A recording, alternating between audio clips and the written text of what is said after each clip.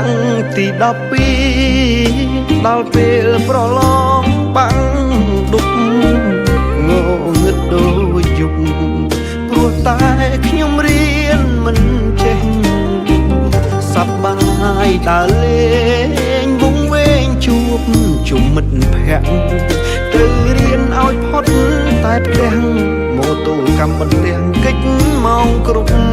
ពេលបាំងដុបឆ្នាំនេះគេចាប់រឹតមន់ទាំងហើយគេមិនបណ្ដោយឲ្យសឹងចំឡងគ្នាទេខ្លួនទីពឹងខ្លួនគ្មានអ្នកណាជួយយើងទេຕົកមួយក៏ម្នាក់ឯងដែរអត់ចេះមានតែទឹកភ្នែកហូរហើយចែកវិញ្ញាសាខ្ញុំមើលគិតឡើងឈឺក្បាលគ្មានចេញមួយសំនួនណាធ្វើមិននឹងបានចំឡើយ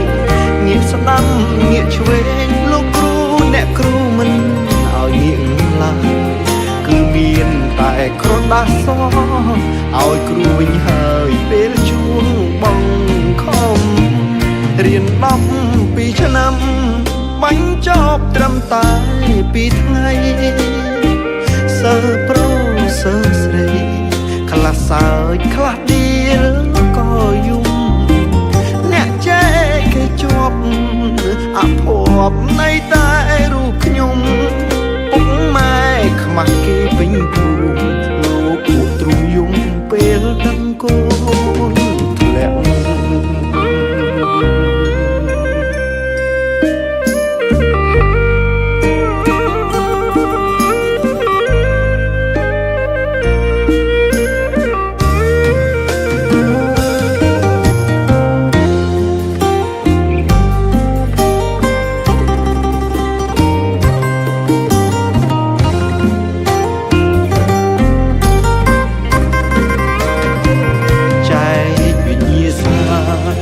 ខ្ញុំមើលគិតឡើងឈឺក្បាលគ្មានចេះមួយសំនួនណា